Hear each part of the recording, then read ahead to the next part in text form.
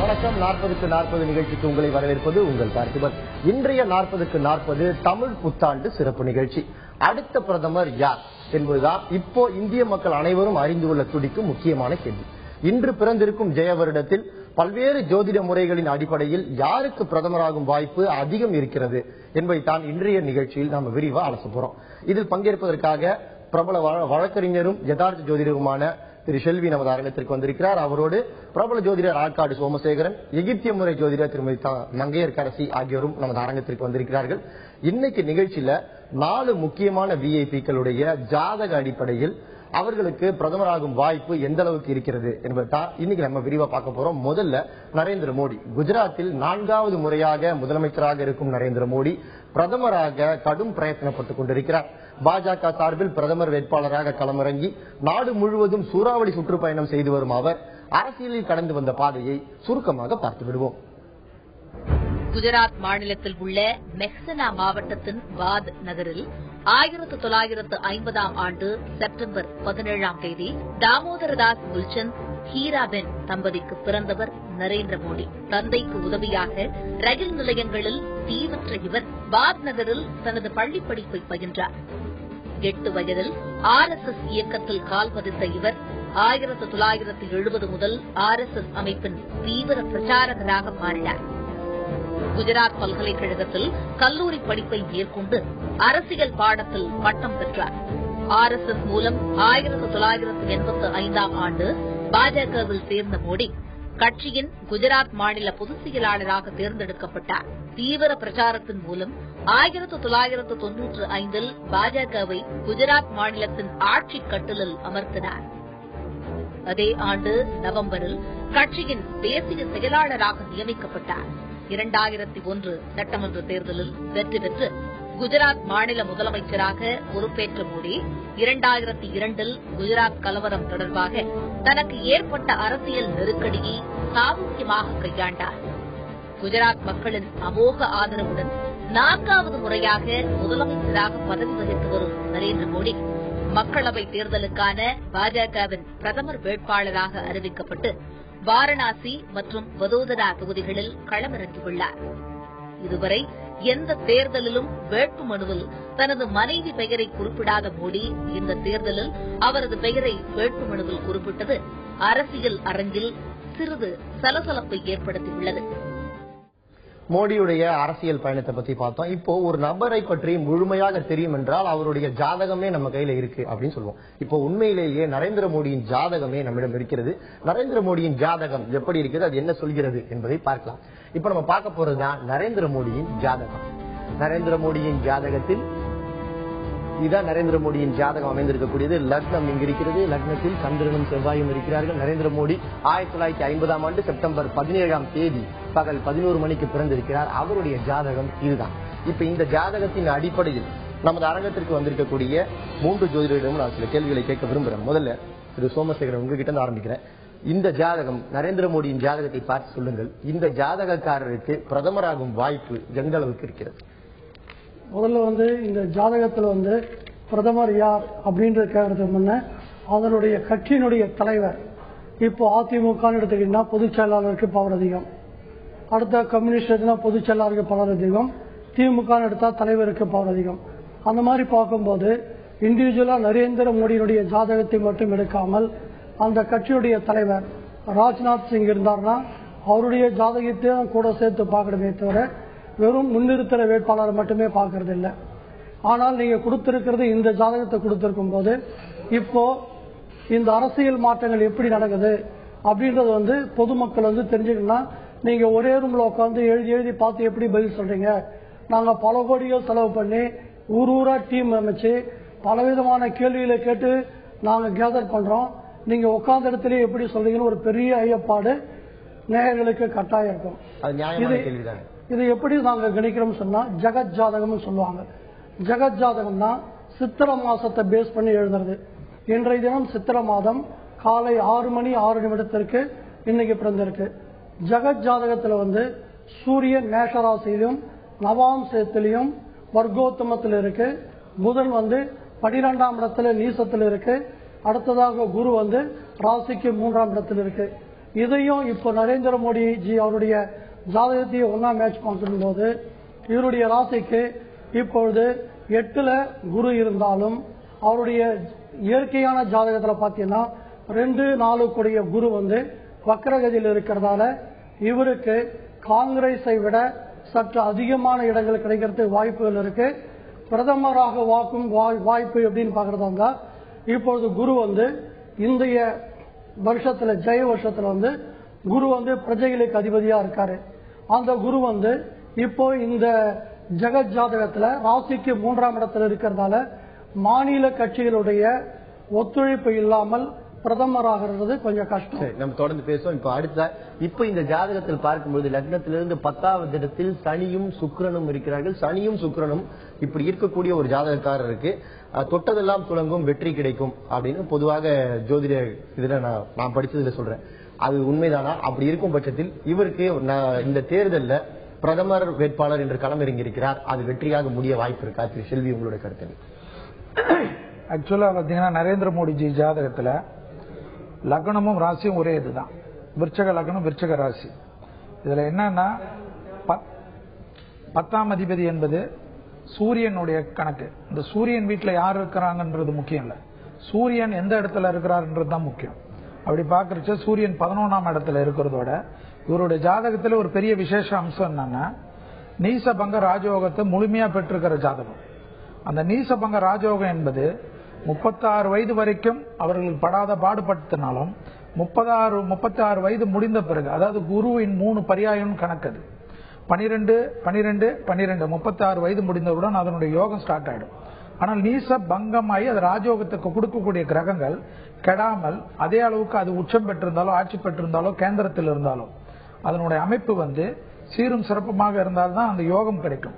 அப்படிப்பட்ட யோகத்தில் தான் நரேந்திர மோடியின் ஜாதகம் இருக்கிறதுனால அந்த யோகத்துக்கு உண்டான பலன், அந்த யோகத்துக்கு உண்டான பெரிய அமைப்பு, அதனுடைய வேலை தான் அவரை இந்த உச்சஸ்தாயிலில் கொண்டு வருவதும் நாட்டு மக்கள் பரபரப்பாக அவரை கொண்டாடுவதும் அவரை எல்லோரும் முதன்மையாக பார்க்கக்கூடிய அளவுக்கு இருக்கக்கூடிய அந்த நீசபங்க ராஜயோகம் அவருக்கு பெரிய அளவுக்கு வேலை செய்கின்றது என்பதுதான் என்னுடைய கணிப்பு.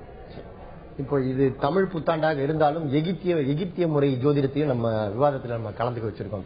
மங்கையரசி, நீங்க இந்த டாரோ ரீடிங் அப்படின்னு சொல்ற இந்த முறை என்ன அப்படின்றது முதல்ல நேயர்களுக்கு சுருக்கமா சொல்லிடுங்க. அதுக்கு பிறகு இந்த முறை கணிப்புப்படி நரேந்திர மோடி அவர்களுக்கு வெற்றி வாய்ப்புகள் எந்த அளவுக்கு இருக்கு அப்படின்றது நம்ம பேசுவோம். பேசிக்கலி இது intuition plus energy level card. இது சோ ஒருத்தரோட எனர்ஜி எப்படி இருக்கு, மக்களோட எனர்ஜி எப்படி இருக்கு, அது ஒரு 4 கார்டு கொடுங்க. நம்ம நேயர்களுக்கு கொஞ்சம் காட்டுவோம் அது என்ன கார்டுன்றதையும் காமிச்சிருவோம். சோ இப்படி ஒரு எத்தனை கார்டு மொத்தமா? இது 78 கார்ட்ஸ் இருக்கும். இப்படி 78 கார்டுகள் இருக்கு. சரி, இந்த 78 கார்டுகளின் அடிப்படையில் நம்ம எப்படி சொல்றோம் ஒருத்தருடைய பேசிக்கலி இது எனர்ஜி லெவல் கார்டுன்றதுனால சோ இன்னைக்கு எனர்ஜி லெவல் எப்படி இருக்கு, மக்களோட எனர்ஜி லெவல் எப்படி இருக்கு, அவரோட எனர்ஜி லெவல் எப்படி இருக்கு, இன்ட்யூஷன் மூலமா இது சொல்ல முடியும். சோ இன்னைக்கு இருக்கிற எனர்ஜி லெவல் மோடிக்கு தான் 100% வாய்ப்பு இருக்குன்றது எனர்ஜி லெவல் சொல்லுது. இது ஆக்சுவலி நான் வீட்லயே பார்த்தாச்சு, இங்க ஸ்டுடியோல இந்த மெடிடேஷன் பண்ணிட்டு பார்க்கணும். சோ பார்த்ததுல மோடி வர்றதுக்கான வாய்ப்புகள் அதிகமா இருக்கிறது, கூட்டணியோடு அமைக்கிறதுக்கான வாய்ப்பும் அதிகமா இருக்கிறது. திரு சோமசேகரன், உங்ககிட்ட மறுபடியும் ஒரு கேள்வி.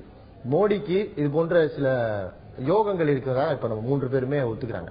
அடிக்கடி சர்ச்சைகளையும் சிக்கிறார், நிறைய சர்ச்சைகள் வருகிறது. லேட்டஸ்டா கூட சில சர்ச்சைகள் வந்து இப்படி சர்ச்சைகள்ல சிக்கிக்குதும் இந்த ஜாதகத்துல இருக்கா? அந்த மாதிரி உண்மையிலேயே இருக்கு. இந்த ஜாதகத்துல கலத்தர தோஷம் ஒரு தோஷம் இருக்கு. ராசிக்கு 7ஆம் அதிபதியான சுக்கிரன் சனியுடன் சேர்ந்து இருக்கிறதால இப்ப நீங்க சொன்னீங்க ராஜயோகம்னு, அந்த ராஜயோகம் இருந்தாலும் கலத்தரனுடைய மனைவியர் சார்ந்த தோஷம் அவருடைய ஜாதகத்திலே இயற்கையாகவே இருக்கு. அவர் இந்த மனைவி விட்டு விலகிறதால லாபமா நஷ்டம் பண்றதுலாம் கணக்குகள் கிடையாது.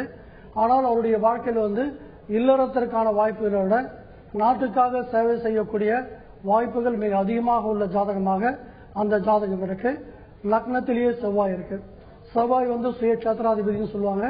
சொந்த வீட்டில் இருக்கிறதால அவருக்கு அதுக்குண்டான, அதாவது ஆன்மீக பணியுடன் சேர்ந்து தேச பணி செய்யக்கூடிய வாய்ப்புகள் இந்த ஜாதகத்தில் முழுமையா இருக்கு.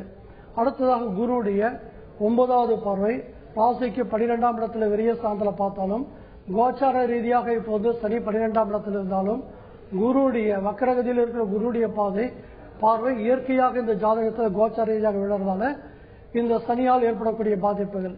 சனி அப்படின்னு சொன்னீங்கன்னா அதாவது வேற்று மதத்தினர், வேற்று அதாவது எதிர்கட்சிகள் இவருடைய பிரச்சாரங்களோடும் முடியடிக்கக்கூடிய வலிமை, அவர்களே இவருக்கு ஓட்டுப்படக்கூடிய வலிமை எல்லாம் குருடைய பார்வையால நிச்சயமாக அமைகிறது.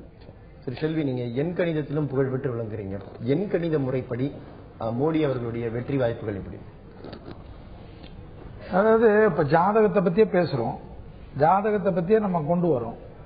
அந்த பேஸ் பண்ணி தான் எண் கணிதத்தையும் நம்ம பார்க்கிறோம். எண் கணிதத்தில் ஆக்சுவலா வந்து அவருடைய நியூமராலஜி படி பாத்தீங்கன்னா அவருடைய அமைப்பு வந்து 9 and 5 வரும். ஆக்சுவலா வந்து அவருடைய ஒரு 8 and 5ன்றது பெரிய வலிமையான ஒரு அமைப்பு. அடுத்தது பாத்தீங்கன்னா அவருடைய ஜாதகத்துல சார் சொன்ன மாதிரி அந்த 7ஆம் பாவாதிபதி வந்து 10ஆம் இடத்துல இருப்பது ஒரு கேந்திராதிபதி தோஷம். அடுத்தது மெயினா அவருடைய ஜாதகத்துல நீங்க சொன்னீங்க சர்ச்சையில புதன் வக்கரமாகி இருந்தாவே இந்த சர்ச்சைக்கும் இந்த ஆபத்துகளுக்கும் பஞ்சம் இருக்காத ஒரு விஷயம். ஏன்னா நம்ம அஷ்டமாதிபதியை மிகவும் கணக்குல கொண்டுக்கணும். 8ஆம் பாவம் தான் உலகத்துல வந்து மிக முக்கியமான ஸ்தானம் என்பது ஜோதிடத்தில் இருக்கிறது.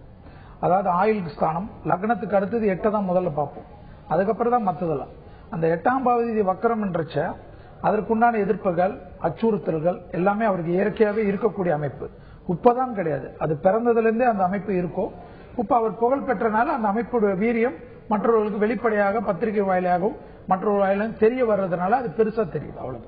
நம்ம இப்ப நரேந்திர மோடியுடைய வெற்றி வாய்ப்புகள் என்ன அப்படின்றத பார்த்து நம்ம நிகழ்ச்சியில மேலும் சில விஐபிகளை நம்ம பார்க்க போறோம்.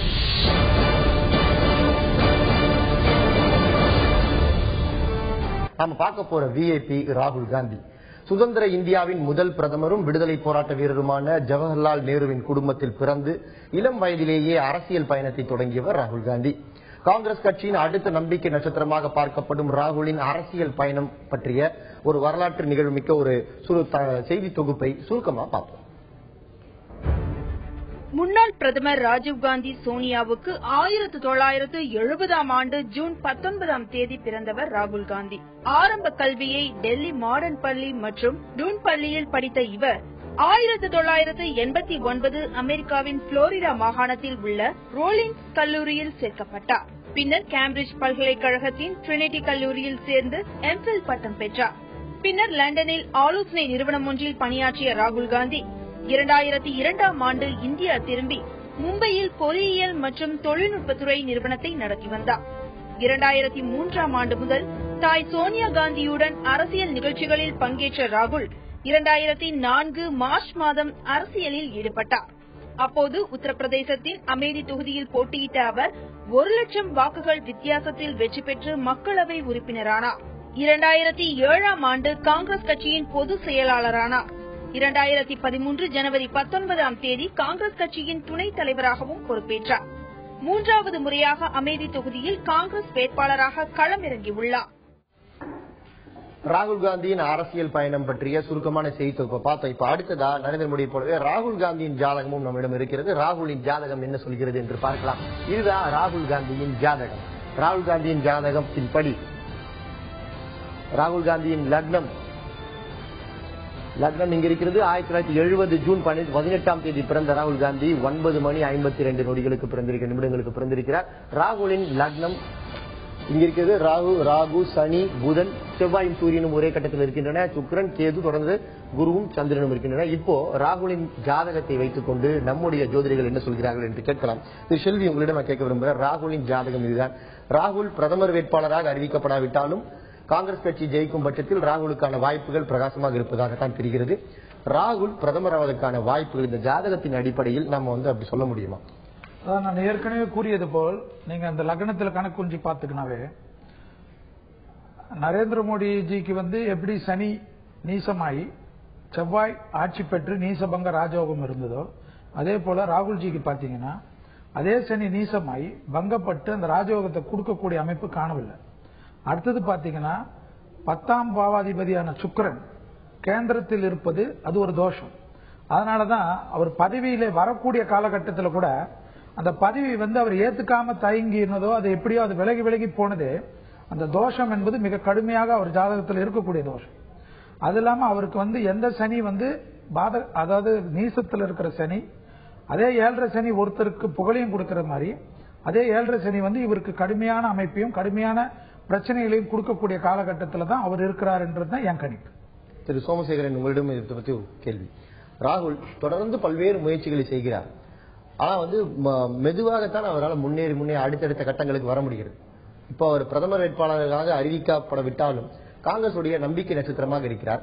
இவருக்கான வெற்றி வாய்ப்புகள் அடுத்து இந்த ஜெய வருடம் ராகுலுக்கு எப்படி இருக்கும்? பொதுவா நீங்களே ஒரு அருமையான ஒரு பதில சொல்லிட்டீங்க. அவரை பிரதமர் வேட்பாளராக நிறுத்துறதுக்கே இன்னும் முடிவு பண்ணலன்றீங்க. இப்போ ஒரு ஜாதகத்துல சூரியன் தான் அவர் ஆட்சிக்கு வருவாரா வரமாட்டாரா, அரசாங்க பதவிகளில் இருப்பாரா இருக்க மாட்டான்னு நிர்ணயிக்கிறது சூரியனுக்கு தான் பவர் அதிகம்.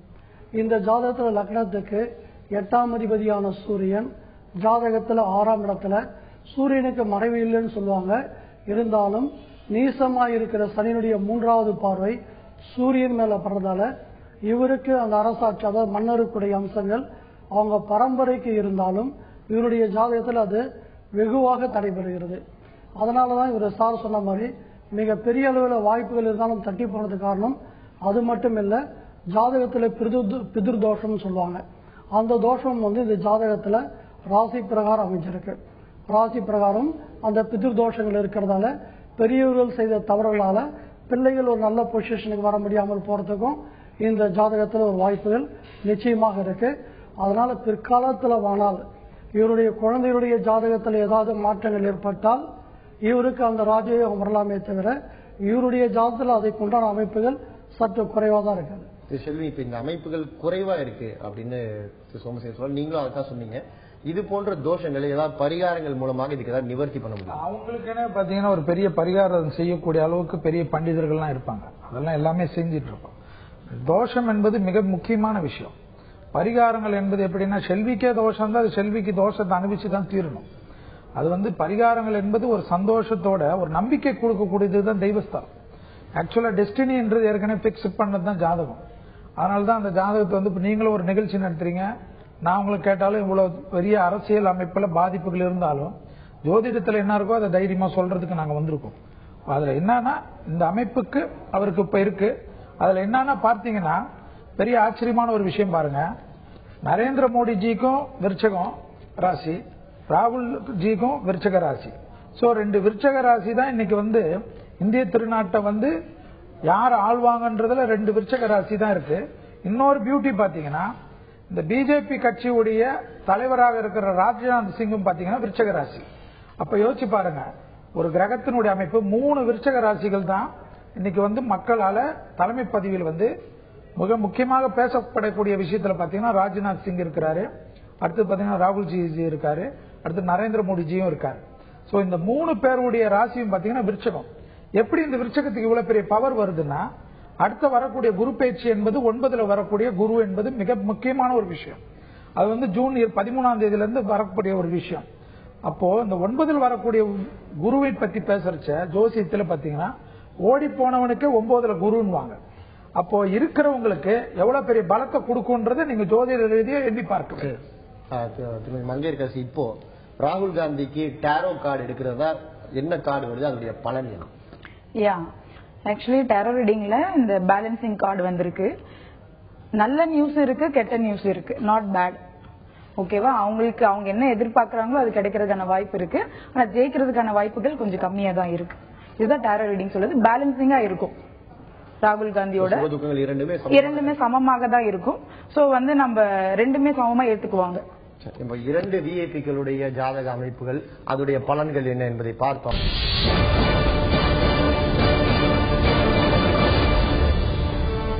அரவிந்த் கெஜ்ரிவால் ஊழலுக்கு எதிராக உண்ணாவிரத போராட்டம் தொடங்கிய அண்ணா ஹசாரே இயக்கத்தில் ஒருவராக தன்னை அடையாளப்படுத்திக் கொண்டு அரசியலுக்கு அறிமுகமானவர் அரவிந்த் கெஜ்ரிவால். குறுகிய காலத்தில் கட்சி தொடங்கி டெல்லி முதலமைச்சர் பதவியை பிடித்த கெஜ்ரிவாலின் அரசியல் பயணத்தை சுருக்கமாக அலசுகிறது இந்த செய்தி தொகுப்பு.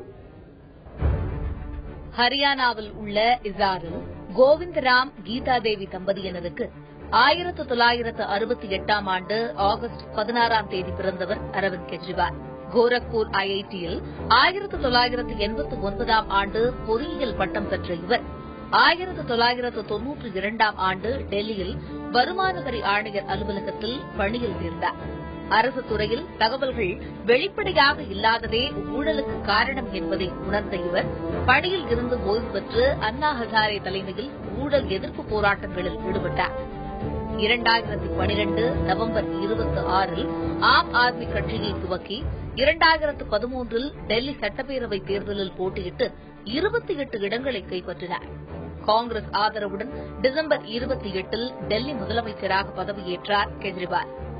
ஜன் லோக்பால் என்ற சட்டத்தை நிறைவேற்ற சட்டமன்றத்தில் போதிய ஆதரவு இல்லாததால் பதவி விலகினார். நாடாளுமன்ற தேர்தலில் ஆம் ஆத்மி கட்சி சார்பில் நாடு முழுவதும் 385 இடங்களில் வேட்பாளர்களை நிறுத்தியுள்ள கெஜ்ரிவால் ராகுல் காந்தி, நரேந்திர மோடியை இந்த தேர்தலில் தோற்கடிக்க வேண்டும் என்று பிரச்சாரத்தில் ஈடுபட்டு வருகிறார்.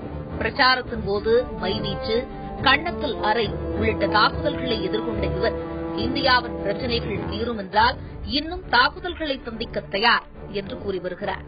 பாரதிய ஜனதா கட்சியின் பிரதமர் வேட்பாளர் நரேந்திர மோடிக்கு எதிராக வாரணாசி தொகுதியில் வேட்பாளராகவும் கெஜ்ரிவால் களமிறங்கியுள்ளார். அரவிந்த் கெஜ்ரிவாலின் அரசியல் பயணம் பற்றி பார்த்தோம். இப்ப அரவிந்த் கெஜ்ரிவாலின் ஜாதக கட்டங்கள் என்ன சொல்லுது அப்படின்னு பார்க்கலாம். அரவிந்த் கெஜ்ரிவாலின் ஜாதகம் இதுதான். அரவிந்த் கெஜ்ரிவால் 2012 கட்சி தொடங்கி 13வது ஒரே வருடத்தில் ஆட்சியை பிடித்தவர். அப்படி ஆட்சியை பிடிப்பதற்கு இவருடைய ஜாதகமும் காரணமா இது பத்தி நம்ம பார்க்கலாம். 1968 ஆகஸ்ட் 16ஆம் தேதி இரவு 11:46 பிறந்தவர் திரு சோமசேகரன். ஒரே வருஷத்துல கட்சி தொடங்க ஒரு வருஷத்துக்குள்ளேயே அவர் ஆட்சியை பிடித்து விட்டார். இந்த மாதிரியான அம்சங்கள் கூட ஜாதகத்துல இருக்கா? ஜாதகத்துல கால சர்ப தோஷம் சொல்லக்கூடிய யோகம் அவருடைய ஜாதகத்துல இருந்தாலும், ஜாதகத்துல இந்த விகடகங்கள் சொல்லுவாங்க, விகடகவி, இந்த விகடகெல்லாம் அதிகமா வருதுன்னு சொல்லுவாங்க. அதோடைய அமைப்பு இந்த ஜாதகத்துல ரொம்ப அதிகமா இருக்கு. இப்ப ஜாதகத்துல அவருடைய ஜாதகத்துல 10ஆம் அதிபதினு சொல்லக்கூடிய சனி இயற்கையான ஜாதகத்திலே நீசத்துல இருக்கு. ஜாதகத்துல குருடைய 9வது பார்வை பட்டாலும், செவ்வாயினுடைய வீட்டுல சனியுடைய சஞ்சாரமும், அந்த செவ்வாய் இந்த ஜாதகத்துல நீசத்துல இருக்கிறதாலையும் இது ஒரு ஜோக்கருடைய ஜாதகம் சொல்லுவாங்களே, அதுக்கு ஈக்குவலான ஒரு ஜாதகம் தானே தவிர இது ஒரு திடீர், அதாவது ஒரு வானவில் போல அப்படியே மறையக்கூடிய அம்சங்கள் தான் இந்த ஜாதகத்தில் அதிகமா இருக்கிறதே தவிர ஒரு ஸ்டாண்டர்டான ஸ்திரம்னு சொல்லுவாங்க, அந்த ஸ்திரம் இந்த ஜாதகத்துல பெரிய அளவுல இல்லை. ஏதோ ஒரு ஃப்ளூக்குன்னு சொல்லுவாங்களே, அந்த மாதிரி அவருக்கு கோச்சார ரீதியாக ஏற்பட்ட ஒரு சாதகத்தால தான் இந்த சின்ன அளவில் ஒரு முதல்வர் ஆகிறதுக்கான வாய்ப்பு. அதுலயே ஒரு வார்த்தை சொன்னீங்க, முதல்வராக திணிக்கப்பட்டார். அவரால் தேர்ந்தெடுக்கப்படலை, முதல்வராக திணிக்கப்பட்டவர்கள் ஒருத்தர். அப்படிதானே தவிர அந்த சுய ஜாதகம்லாம் இல்லை.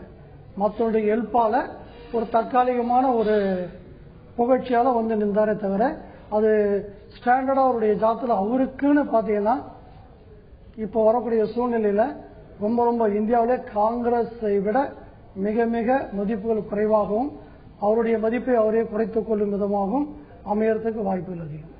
திரு செல்வி, இப்போ இதோடைய தொடர்ச்சியான ஒரு கேள்வி உங்ககிட்ட கேட்க விரும்புறேன். அது வானவில் போல அந்த புகழ் தோன்றி மறையக்கூடிய மிக குறுகிய காலமே இருக்கக்கூடிய புகழ் தான் அவருடைய ஜாதகம்சத்துல இருக்கு அப்படின்னு சொல்றாரு. இப்ப அடுத்தடுத்து நீங்க சொன்னதை போல ஜூன் மாசம் குரு பயிற்சி வருகிறது, அடுத்து கேது பயிற்சி வருகிறது. இப்ப இதெல்லாம் மனதில் வைத்து பார்க்கும் பொழுது அரவிந்த் கெஜ்ரிவாலுடைய இப்பதான் அவருடைய அரசியல் கேரியரே ஆரம்பிச்சிருக்கு. இவருடைய அரசியல் வாழ்க்கை அடுத்து எப்படி இருக்கும்? அது மேல் நோக்கி போகுமா இல்ல சரிவே சந்திக்குமா? இல்ல, ஆக்சுவலா பாத்தீங்கன்னா அவருடைய ஜாதகத்துல இப்ப நடக்கிற திசை குரு திசை. கிருத்திகை நட்சத்திரத்துல பிறந்திருக்காரு. இப்ப நடக்கிற திசை குரு திசை. குரு திசை 52 வயது வரைக்கும் இருக்கு அவருக்கு. அந்த குரு தசை இப்ப குரு அதே சமயத்துல அவருக்கு ராகு பிறவி காலத்திலேயே ராகு 11ஆம் இடத்துல இருப்பது ஒரு பெரிய பலமான ஒரு விஷயம். லக்னமும் அவருக்கு ராசியும் ஒரே ராசி தான். நம்ம பார்க்கிற இந்த அரசியல் அமைப்புல இருக்கிற பெரிய எல்லாருக்குமே லக்னமும் ராசியும் ஒரே அமைப்பு வர்றது ஒரு பெரிய பலமான ஒரு விஷயம். அதுல இப்ப ராகு அவருக்கு 6ல மறைஞ்சு இருக்கிறச்சும் குரு 2ஆம் வீடான மிதுனத்தில் இருக்கிற காலத்துல இந்த பெரிய யோகத்தை கொடுத்தது. ஆனா அந்த யோகம் எது கொடுத்தாலும் எப்பவுமே இந்த அரசியல் அமைப்புக்கு சூரியனுடைய பலம் என்பது மிக முக்கியம். இந்த சூரியன் கேந்திர 4க்குரியவன் ஆட்சி பெற்றிருந்தாலும், அது 4 ஆட்சினால அது பெரிய பவரா இருந்தாலும், அந்த ஆட்சி பெற்றிருந்தாலும் அது ஒரு கேந்திரபதி தோஷம். அந்த கேந்திரபதி தோஷம் எப்படின்னா முழுமை பெற விடாது. அந்த முழுமை பெற விடாததுனாலதான் அவரு உத்தியோகத்திலயும் முழுமையா இல்ல, இதுலயும் முழுமையா இல்ல. அவருடைய இது ஆக்ரோஷத்தாலையும் சட்டென்று உணர்ச்சி வசப்படுவதாலையும் எல்லா விஷயத்தையும் அவருக்கு எதிரிகள் வெளியில இருந்தெல்லாம் வர வேணாம், அவருக்கு அவரே இருக்கக்கூடிய அமைப்புக்கு அந்த சூரிய தோஷம் என்பது மிகப்பெரிய தோஷமாக காணப்படக்கூடிய ஜாதகம். 52 வயதுக்கு பிறகு வரக்கூடிய திசை என்பது சனி திசை. அந்த சனி ஏற்கனவே அவருக்கு நீசமாகி இருப்பதும், அந்த இடம் கொடுத்தவான அந்த சனிக்கு இடம் கொடுத்தவனான செவ்வாய் என்பது அந்த கேந்திரத்தில் இருப்பதும் அவருக்கு ஒரு நல்ல விஷயம். 52 வயது வரைக்கும் அவர் பொறுமையாக இருந்து கடந்தால் பல விஷயங்கள் அவருக்கு எதிர்காலத்தில் மிக நன்மையா தான் வரும் என்றது என் கணிப்பு. பொறுமையா இருக்கணும்னு சொல்றீங்க. திருமதி மங்கையர்கரசி, இப்ப அடுத்து முன்னாள் டெல்லி முதலமைச்சருக்கு இந்திய முறைப்படி இந்த ஜாதக முறைப்படி என்னென்ன பலன்கள் அப்படின்றத 2 பேரும் சொல்லிட்டாங்க. எகிப்திய முறைப்படி உங்களுடைய டாரோ கார்டு அரவிந்த் கெஜ்ரிவாலுக்கு என்ன பலனை சொல்லுது? இவரோட சொன்ன கருத்துக்கு நான் ஒத்து போறேன். சோ பெஸ்ட் வந்து நியாயமான ஆளுன்றது ஜஸ்டிஸ் கார்டு காட்டுது. சோ அவருக்கு வந்து நியாயமான சிந்தனைகள், நிறைய பேருக்கு ஹெல்ப் பண்ணணும், அந்த மாதிரி நியாயமான விஷயங்கள் நடக்கும்னு சொல்லிட்டு அவர் ஃபீல் பண்றாரு. சோ அந்த எனர்ஜி லெவல் தான் அவருக்கு காட்டுது. இவர் சொன்ன காலம் தான் பதில் சொல்லணும். வீல் ஆஃப் ஃபார்ச்சூன் வந்திருக்கு. உடனே வந்து உங்களுக்கு வந்து ரிசல்ட் தெரியாது. It will take time. ஆனா ஃபைனல் ரிசல்ட் பாத்தீங்கன்னா அவர் மக்கள் மத்தியில ஒரு நல்ல அரசரா இருக்கிறதுக்கான வாய்ப்பு, நல்ல ஒரு அரசியல்வாதியா இருக்கிறதுக்கான வாய்ப்பு இருக்கிறதுனால இது இந்த டைம் ரைட் டைம் இது இல்ல. சோ ஃபியூச்சர்ல அது இருக்கும்ன்றது நம்ம எதிர்பார்க்கப்படும். இந்த ஃபியூச்சர் அப்படின்றது எவ்வளவு காலம்? நீங்க அவர் வந்து சொன்னார் 50 ஆண்டுகள் வரைக்கும், அவர் வந்து 52 வரைக்கும் அமைதியா இருக்கணும், கொஞ்சம் பொறுமை காக்கணும். வீல் ஆஃப் ஃபார்ச்சூன்ன்றது ஆல்மோஸ்ட் இது 10 இயர்ஸ் எடுத்துக்கலாம். சோ ஆஃப்டர் 10 இயர்ஸ்ல ஒரு நல்ல பதவியில் இருக்கிறதுக்கான வாய்ப்புகள் அதிகமாக இருக்கிறது. உங்க கருத்தை நீங்க சுருக்கமா சொல்லுங்க, நேரமின்மை காரணமா அடுத்த இதுக்கு போனோம். அவருடைய ஜாதகத்துல வந்து சூரியனுடைய இடத்துல வந்து தேவர்களுக்கு அதிபதியான குருவும் அசுரர்களுக்கு அதிபதியான சுக்கிரனும் வந்து அதே வீட்டில் இருக்கிறதால குரு சுக்கிரன் யுத்தம், அதாவது கிரக யுத்த ஜாதகங்கள் சில ஜாதகங்கள் இருக்கு. அதெல்லாம் சில ஃபியூச்சர்ல வந்து தனிப்பட்ட முறையில் அவருக்கு செல்வாக்கு இல்லாமே தவிர மற்றவங்களுடைய அனுசரிப்புகள், இப்போ பேக்வர்டு சொன்ன பாருங்க ராகுல் காந்திக்கு மற்றவருடைய சப்போர்ட் இருக்கிறதுன்னு, அந்த மாதிரி ஒரு அமைப்போ இப்போ வந்து பிரஜைகளுடைய யோகம் மோடிக்கு இருக்குன்னு சொன்னோம். அந்த மாதிரி அமைப்பெல்லாம் இந்த ஜாதகத்துல பெரிய அளவில் எதுவும் இல்லை. அவர் வந்து வெறும் அரசாங்கத்துறையில் இருந்திருந்தால் அவனா ஒரு நேர்மையான அதிகாரியும் பேர் வாங்கிலாக்க தருவோம். அரசியல் வரும்போது ஒரு நகைச்சுவையான ஒரு விஷயமா தான் அது எடுக்க முடியுமே தவிர வாய்ப்புகள் குறைவு, ரொம்ப குறைவு. சொல்லுங்க.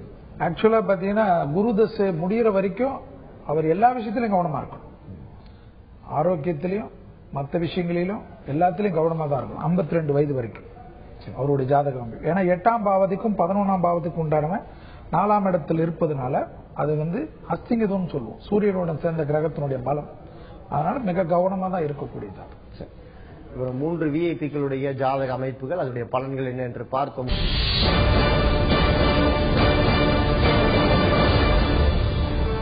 தமிழக முதலமைச்சர் ஜெயலலிதாவின் ஜாதகம் பற்றி நாம் பார்க்க போறோம்.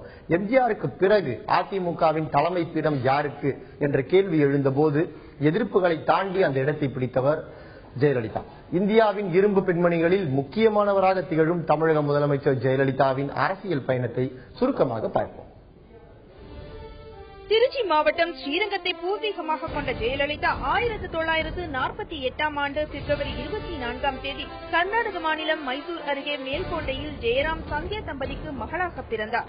சென்னை சர்ச் பார்க் கான்வென்ட்டில் பள்ளி படிப்பை முடிப்பதற்கு முன் இவருக்கு திரைப்படத்தில் நடிக்கும் வாய்ப்பு கிடைத்தது. இதனால் ஸ்டெல்லா மேரிஸ் கல்லூரியில் சேர இடம் கிடைத்தும் அதனை நிராகரித்த இவர் ஸ்ரீதர் இயக்கிய வெண்ணிற ஆடை என்ற படத்தின் மூலம் தமிழ் திரையுலகின் நடிகையாக அறிமுகமானார்.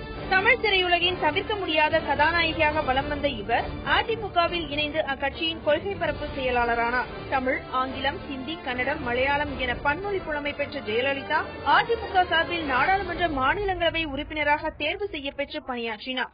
எம்ஜிஆரின் மறைவுக்கு பின் கோஷ்டி பூசலால் இரட்டை இலை சின்னம் முடக்கப்பட்டு கட்சி பெரும் பின்னடைவை சந்தித்த நேரத்தில் தனது துணிச்சலான நடவடிக்கைகளால் கட்சியை மீட்டெடுத்து குறுகிய காலத்தில் மீண்டும் கட்சியை ஆட்சியில் அமர செய்து சாதனை படைத்தார். 1989ஆம் ஆண்டில் அதிமுகவின் தலைமை பொறுப்பேற்று அதன் பொதுச் செயலாளரானார்.